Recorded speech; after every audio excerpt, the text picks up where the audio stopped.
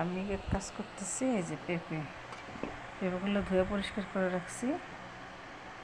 তো এই পেঁপে আমি যেটার মধ্যে দিয়ে কুচি করে নিতেছি। দেখেন কুচি দানাগুলো কত সুন্দর হয়েছে। এই যে দেখেন,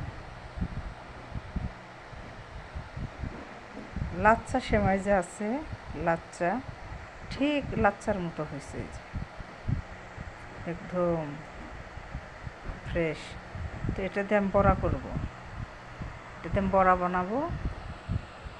তো এটার বড়া অনেক মজা লাগে। ধানের চালের গুঁড়া দিয়ে জিরা মশলা, তারপরে সব কিছুর ফাঁকি দিয়ে মরিচ দিয়ে, হলুদ দিয়ে, লবণ দিয়ে অনেক সুন্দর করে মাখিয়ে ধানের গুঁড়া দিয়ে এটা তেলে ভেজে বড়া করবো। অনেক টেস্টি, খুব ইয়াম্মি লাগে খাবারটা।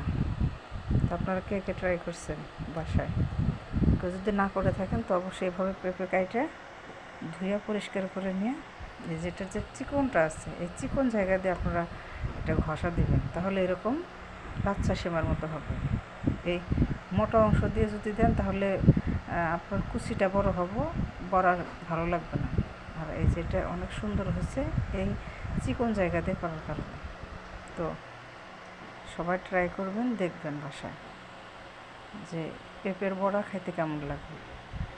এটা আর একটা কাজ করা যাবে, ভাজিও করা যাবে। এটা যদি ভাজি করি তাও অনেক মজা লাগে। কাঁচামরিচ পেঁয়াজ দিয়ে ভাজি করলে অনেক মজা লাগে, বড়াও মজা লাগে, ভাজিও। এত ফ্রেশ করে, এত সুন্দর করে, চিকন করে ভুজিটা করার কারণে। তো আপনারা ট্রাই করে দেখবেন। আমার ক্যামেরাম্যান নেই, আমার হাজব্যান্ড, আমার স্বামী বুঝছেন, আমার স্বামী, আমার বাচ্চা স্কুলে গেছে। তো এদের খাবার রেডি করার জন্য আমি কাজগুলো করতেছি। কেউ বাসা থাকলে হয়তো আমি কীভাবে বড়া বানাই আপনারা দেখাইতাম। তো আমি ফোন হাতে রাখবো না, কাজ করব। ফোন হাতে রাখার মতো কোনো উপায় নাই, ক্যামেরা ধরার মতো কোনো প্রসেসই নেই। আমার অনেক কষ্ট হয়। তো সেই জন্য আপনাদের এমনিতে একটু দেখাইলাম।